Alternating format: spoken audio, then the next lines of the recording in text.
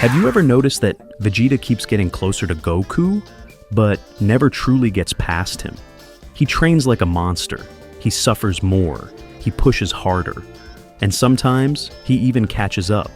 In fact, there are moments where Vegeta does reach Goku. There are even moments where he briefly moves ahead, but it never lasts. Somehow, Goku always ends up back in front. And the real reason is not just power. It is not because Vegeta is less talented. It is not because he is lazy. And no, it is not only because Goku is the main character. The real reason is deeper than that. This is not really a story about who wins one fight. It is about why Dragon Ball keeps pulling Goku back to the front. Because Goku and Vegeta are not chasing strength in the same way. Goku fights to grow, Vegeta fights to prove. And that single difference has shaped their entire journey. To understand why Vegeta still cannot surpass Goku in a lasting way, we have to go all the way back to the beginning. When Vegeta first met Goku, he did not see him as an equal. He saw him as a joke, a low-class scion, a weakling, someone beneath him by birth. Vegeta believed power belonged to him naturally. He was the prince of all Saiyans. He thought his blood, his status, and his birth alone made him superior. But then Goku did something that shattered Vegeta's entire worldview. He pushed him. He challenged him. He made Vegeta doubt himself. And for the first time, Vegeta had to face a painful truth. Being born special was not enough. That moment changed everything. Before Goku, Vegeta never really had to question who he was. He already believed he stood above everyone else. But after that battle, that certainty was gone. And from that loss, a new fire was born inside him.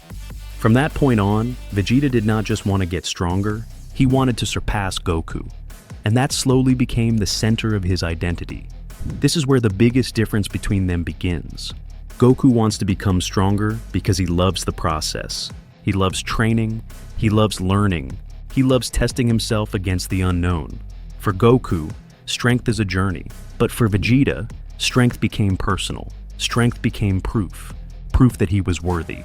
Proof that he was not inferior, proof that he could defeat the man who broke his pride. That is why Goku grows more freely. He is not chained down by the need to prove himself to one specific person. Vegeta is, and that changes everything. Because when your goal is growth, every challenge helps you. But when your goal is comparison, every challenge becomes a wound. Goku can lose and still move forward. Vegeta loses, and every defeat cuts into his pride, his self-image, and his sense of worth.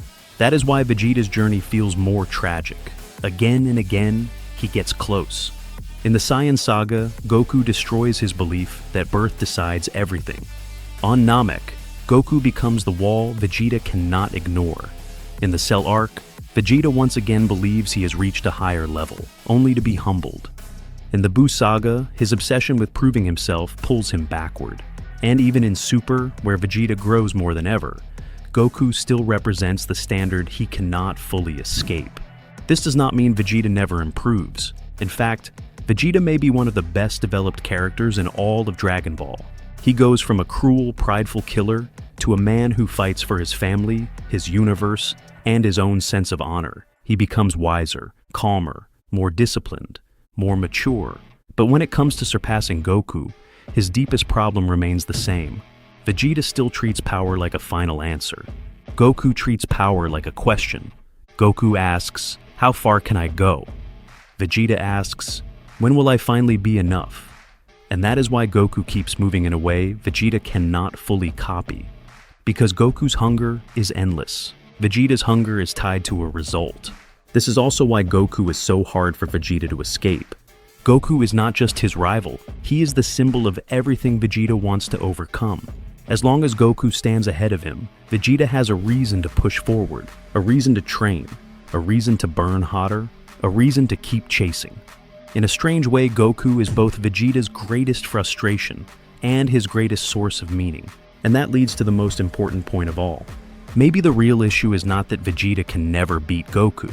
He can. He has caught up before. He may even surpass him again for a moment. But Dragon Ball is not built to let that victory settle for long. Because the moment Vegeta permanently wins that race, something important disappears.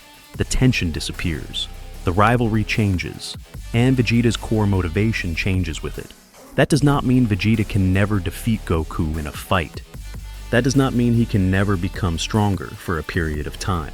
Dragon Ball has gone back and forth before, and it can happen again. But completely surpassing Goku in a lasting, meaningful way, that is different. Because Dragon Ball does not just use Goku and Vegeta as two strong fighters. It uses them as two different philosophies. Goku represents freedom in battle. Vegeta represents the pain of ambition. Goku grows because he is open. Vegeta grows because he is burning. And burning can make you powerful, but it can also keep you trapped. That is why Vegeta's best moments are not the moments where he gets closest to Goku's level. They are the moments where he moves beyond his old self. When he admits Goku is number one. When he fights for Bulma and Trunks. When he trains not just out of pride, but out of responsibility. When he starts to understand that strength is not only about standing above someone else. That is the real evolution of Vegeta. Not becoming stronger than Goku, but becoming bigger than the man he used to be. So in the end, the reason Vegeta still cannot surpass Goku is not simply power scaling. It is because Goku and Vegeta were built for different purposes. Goku is built to move forward endlessly. Vegeta is built to chase, struggle, fall, rise, and grow through that struggle. Goku fights to grow. Vegeta fights to prove. And that is exactly why Goku keeps slipping out of Vegeta's grasp.